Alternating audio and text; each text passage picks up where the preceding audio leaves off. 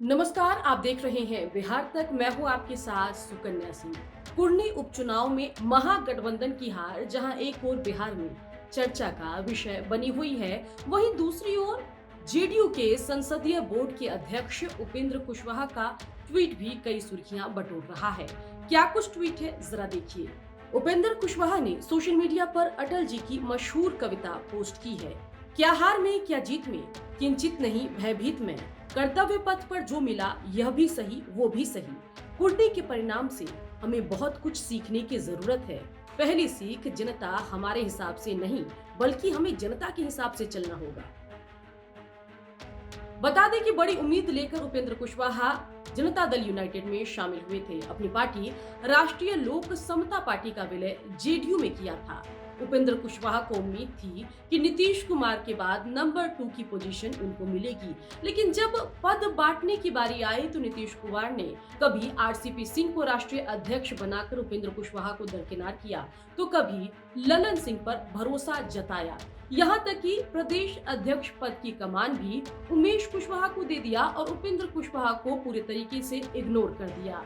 माना यह जा रहा है कि उपेंद्र कुशवाहा को ये उम्मीद थी कि शायद नीतीश के रिटायरमेंट के बाद उनके लिए कुछ जगह जनता दल यूनाइटेड में बनेगी, लेकिन इन सब के बीच आरजेडी जेडीयू के विलय की चर्चाओं ने जोर पकड़ना शुरू कर दिया। उसके बाद कयास लगाने शुरू हो गए कि बड़ी उम्मीद लेकर आए उपेंद्र कुशवाहा को जेडीयू में विलय के बाद कुछ खास नहीं मिला, जिस वजह से भविष्य में वो अलग तरह की राजनीति करते या पाला बदलते भी दिखाई दे सकते हैं। बता दें कि एक दौर था जब उपेंद्र कुशवाहा ने अपनी पार्टी राष्ट्रीय लोक समता पार्टी बनाई थी और खुद को सीएम कैंडिडेट प्रेजेंट किया था। साथ ही शिक्षा समेत कई मुद्दों पर वो नीतीश कुमार पर हमलावर रहे थे। अपने उस स्वर्णिम दौर में उपेंद्र कुशवाहा को बीजेपी ने केंद्र में मंत्री भी बनाया था, लेकिन उसके बाद बिहार की सियासत में 2020 के विधानसभा चुनाव में राष्ट्रीय लोक समता पार्टी एआईएमआईएम के साथ मिलने के बाद भी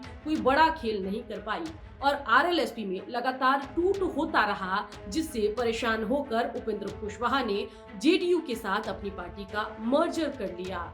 मर्जर के बाद भी उपेंद्र कुशवाहा के हाथ खाली हैं। ललन सिंह को बहुत कुछ मिला हुआ है, उमेश कुशवाहा को भी मिला हुआ है और नीतीश कुमार अपना उत्तराधिकारी तेजस्वी यादव को कई मौकों पर बता चुके हैं।